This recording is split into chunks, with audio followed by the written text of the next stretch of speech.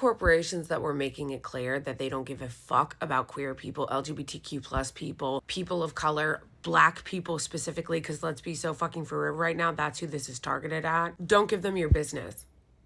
Don't give them your business. All these liars, whether it be in the corporate world or in the government, being like, we're undoing all this DEI and wokeness. This is about merit. Really? Then how come the Israeli regime and their proxies and lobbies are getting all this special treatment? How come Harvard is giving special treatment and special privileges to Zionists, an ideological group, under the guise of protecting Jewish students? Lamau. I'm fully aware that the corporations that did the whole we believe in LGBTQ rights and Black Lives Matter were always full of shit. I said it at the time. Many of us said it at the time. We know that all of that was just virtue signaling. However, them actually changing their internal policies to allow discrimination against people is much bigger than just whether or not to virtue signal, and has a material effect on people's lives and livelihood. And I say government and corporations because they've pretty much merged fully at this point. Tell me where you see any daylight between big corporations, our government, and the billionaire class. So just understand what's happening, whether it's in colleges, and the colleges all buckled and capitulated to the Israeli regime and the Zionist agenda, not just Harvard, it was all of them. But Harvard specifically is adopting the deranged definition of anti-Semitism to include the Zionist ideology. Not a people, an ideology. That would be like including protecting liberal as a protected group, as an identity, as an ethnicity somehow.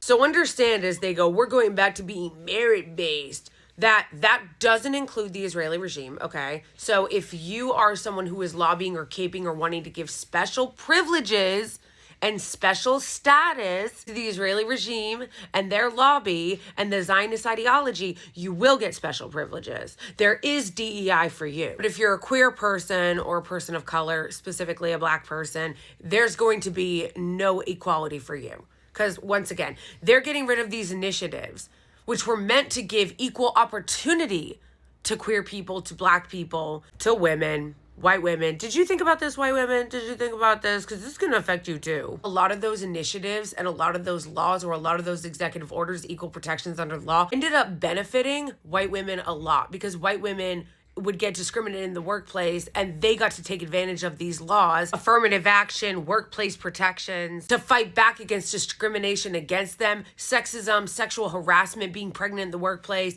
And a lot of you took the side of the oppressors in this. And you thought and think that it's not going to come for you. It'll be coming for you too, Susan. It will be coming for you too, Becky. Wait till you get fired from your job because you're pregnant. Wait till you get fired from your job when you tell your HR person that you're being sexually harassed by your boss. Don't be surprised, white women, when you side with the oppressor and the patriarchy, that they are going to quickly take your rights away too. It's already happening. I know a lot of you middle class and upper middle class white women and rich white women don't care about poor white women in the South, but why don't you ask them how their rights since Roe v. Wade have been working out? And by the way, privileges and affirmative action, even aside from giving that to Zionists and to the Israeli regime, is also not going away for white men, okay? Because that's what this really is about. They don't want for Nepo baby, already wealthy, already well-connected white men who can't compete in the marketplace of ideas to actually have to compete. So they're removing all of the equal opportunity protections